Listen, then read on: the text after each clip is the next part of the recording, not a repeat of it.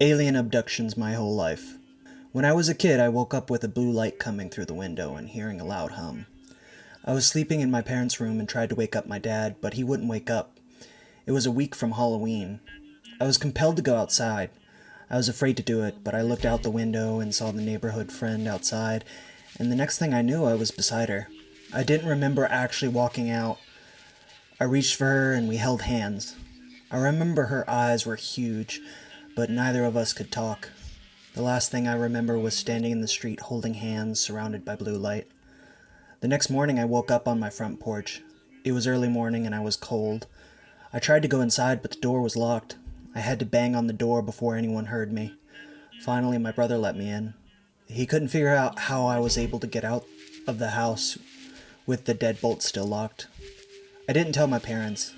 My mom was abusive and would hit me for any reason. My brother thought I went out to play before anyone woke up, and I was too freaked out to tell him. I asked my friend, and she remembered waking up with blue lights in her room, and the next morning waking up in her playhouse. She didn't know how she got there and didn't remember seeing me. She was also too afraid to tell her mom. After that night, I started to sleepwalk. I would wake up all over the neighborhood with no recollection of how I got there. One time, my dad heard me leaving the house and stopped me. He was weirded out because I fought him, saying I needed to get home. Another time, my brother heard me leaving the house, and when he asked where I was going, I said home.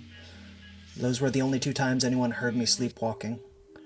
After that experience, I started to see spirits. I would just know things, and it scared people. We were Southern Baptist. I told my mom that my grandpa died from a heart attack about an hour before we found out. I told my mom's friend her husband was having a baby with another woman, and a month later she found out it was true. I work as a psychic medium now. I don't know if I'm a human hybrid, if aliens activated my psychic sense or what. I still disappear sometimes. My husband says that occasionally he will wake up and can't find me anywhere. My keys, my phone, and the car are here, and the inside is locked. We now know when it's going to happen because we have increased spirit activity in our home, like things flying off the shelves, moving around, noises. I was abducted in February 2001. There was somebody else in the room, and I hope to find that person. First, I have to make it clear that I do not have any medical precondition that could be attributed to the experience. Schizophrenia, nothing. I don't drink alcohol, no drugs, or abuse of any substance. Nor do I believe in funky stuff or a part of any association related to UFO investigation. I'm just a guy from a small town who happened to live this experience. In fact, I'm very skeptical of all these things until there's proof. Just clearing that up, since these are the classic deterrents used by deniers. So, this was late summer 2001. I was 16 years old, and I had my own bedroom. My new bedroom used to be a storage room, no outside windows, and only a door that led to the main house's hallway, which didn't have windows to the outside either. So on a night with very heavy rain and a thunderstorm, I stayed awake until the radio station I listened to finished its programming at 1 a.m. I turned around in bed for a long time. I wasn't sleepy, but I was trying to go to sleep. At about 2 a.m., I was lying on the bed facing up, wide awake, and my whole body was paralyzed. I tried to move and call for my mother, but I couldn't speak either. A few seconds later, I began slowly levitating, stiff as a wooden plank. I still remember the bed sheets slowly sliding alongside me. When I was about 30 centimeters above the bed, I saw a flash of light inside the room and lost consciousness from there on. I woke up dizzy in a big room, which looked like it was made from brushed aluminum walls. I could hear a hum as you would when you're close to power stations, but kind of muffled. I tried to move my body unsuccessfully, but I could only move my neck and head around. Everything was very realistic. I couldn't tell it wasn't a dream. I looked towards my feet and realized I was in some sort of full metal bed, with a bit of an incline on the shoulders and head. I wasn't strapped, but it wasn't necessary. I was immobile. I turned my head to the left and looked at the roof. I could see it was a square room, but there were no doors nor windows. I turned to the right, and to my surprise, I see another bed, and there was a girl on it. She was unconscious. She was white with dark wavy long hair down to her elbows. I looked at the room on her end. No windows or doors. It was a full metal box. I stared at her, hoping she would wake up and communicate. She looked surprised and then looked past me. I turn to my left, and from a seamless door comes in a typical gray alien. It was wearing a platinum or silver-colored jumpsuit with a very thin, wine-colored V-neck. The creature sensed my fear and immediately and telepathically said, "Don't worry, everything will be fine." My fear turned to nervousness, but I wasn't afraid from that point on. For some strange reason, it had the power to calm me down. It came close to me and walked around the bed, to my right, standing between both beds. I looked at the girl again. She was nervous too. I turned towards the door and another gray comes in. It doesn't look as friendly as the other.